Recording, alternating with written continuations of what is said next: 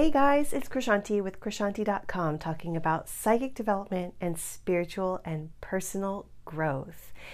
And someone asked me to cover a concept and a thing that happens to a lot of us when we are awakening to our spiritual abilities or our psychic abilities, or we're going through a spiritual awakening or just opening up on different levels.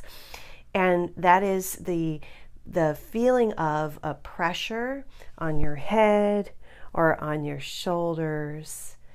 And I wanted to add to that feelings that you might get around your ears, ringing in the ears, different things like that. So from my personal experiences, because I learned how to be psychic and I worked at it, when I adamantly and directly decided and set that intention to connect with my guides, to receive high-level guidance from the other side, I started to feel like a tickle, my face. And then now, it's been happening for years now, and it's still happening now. I'll feel something definitely like a tickle in my ear.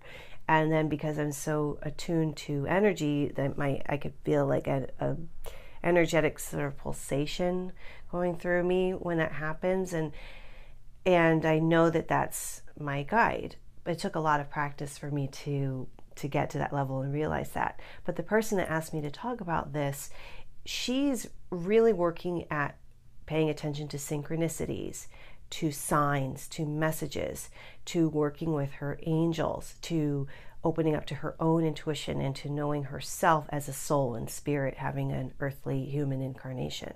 So she's focusing on all this. She's working with me. She's taking workshops where she lives. And she said she definitely felt like a pressure on her shoulders, and she felt this feeling as though her angels were with her. She felt a comfort, a feeling of safety. And to that, I say I believe that it is a guide or an angel or a group of angels working with her and helping her feel that reassurance. Now, they're not in physical form, they're in energy form. However, when you really begin to focus and to meditate and to set that intention to be open, what they can do is, because they are energy, and we are energy, our auras surrounding our bodies are energies, they can kind of, I don't want to say intermingle, but they can have an effect on our energy fields and on our aura that we, if we're sensitive and we're paying attention, definitely feel. Many people, when they first start meditating and really working with the chakra systems, will feel a pressure pressing on the top of their head. And so if we're getting into the nitty-gritty of this, there is a difference between the feeling of a chakra opening versus a guide or angel touching you. And how can I really explain it? I'm trying to figure out how. I'll give you an example. I know without a doubt that when I was beginning to meditate many moons ago, and I would focus on lifting up and on just really coming higher up, there's something to that too. When you're coming up, it's you're bringing your awareness out of your lower chakras and up into the upper centers. Now, I was meditating because I wanted to be psychic and get good at being psychic. And when you're working with your psychic centers, you're working with your throat, your third eye, and your crown chakra.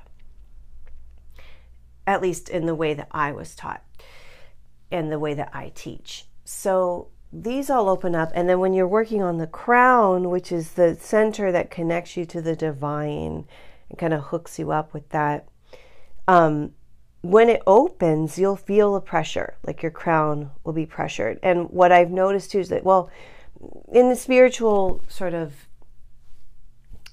community, I guess, or what I've been taught from when I was very little too, is that you don't really monkey with someone else's crown chakra. And I think that in the spirit world, that would be the same thing.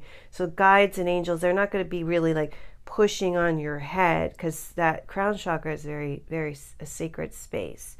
So a guide will instead maybe be on your shoulder. Sorry if I touched the little mic and made a sound. But a guide will be like on your shoulders, or will tickle your ear, but not necessarily pressure your crown or your third eye, unless you give express permission for the third eye center. Now, just to be clear about all this, this is my experience. I'm not saying this as like this is the rule and that's it. This is just what I'm noticing, what I've been feeling, what personally, and then what my clients have reported and what I've read about and heard about. So that's what my framework of conceptualization or understanding is about the crown. Now, as for the third eye, if you're really focusing on it and on opening it, you will feel a tingling or a different sensation. I personally have noticed that at times when I'm working with my guides and the Ascended Masters who I channel, they'll help with that opening. But it's like I'm deep in meditation, or I've expressly gone there and asked them to help. I never felt any old willy-nilly guide or angel like touching me on my third eye. Again, that's for me always been around my ear and that like wisp sensation. As far as ringing in the ears, I think all of us who've been meditating and are trying to activate our psychic superpowers and our intuitive abilities have felt this ringing in the ear. And it means that you're shifting frequencies and there's an opening, especially if you're working hard on clairaudience, which I worked so hard on to get good at because it's not one of my natural skill sets. I'm naturally clairvoyant. That comes so easy to me, but clairaudience, I had to work at it. And I was like working on my ears and like opening those channels. And so sometimes I'll get like a high pitch, like ringing, like really loud, and I'll know that something's shifting and happening on different ears. And what's happened with me is, though, for the clairaudience actually coming through, it doesn't come through like someone's talking really loud in my ear. It's just like a different channel in my brain where my normal chit-chatty self, because I'm always talking to myself in my head, that's quiet. She's quiet. And then they come through and I know it's them because they use words that I don't know the meanings of, and they speak differently, the energy is different and all that. But I digress because that's all about channeling. As for the pressures, if you're feeling a pressure or a sensation and you're okay with it, go with it and ask your guides to help you to recognize their presence, or angels to help you be more aware of when they're around and when they're touching you and what message they like to convey to you.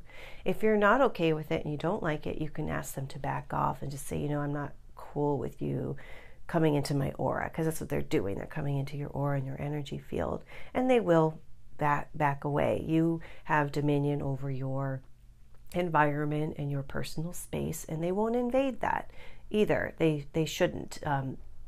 They typically only come with your express invitation and your willingness to work with them. The more willing you are, the more they'll step forward. The more excited you are, the easier this will be. So I hope that helps. And for more info on this whole world of intuitive and psychic development and personal and spiritual growth, check out krishanti.com, because I've got workshops, meditations, and a whole bunch of other stuff. So I will see you next time. Thanks. Bye.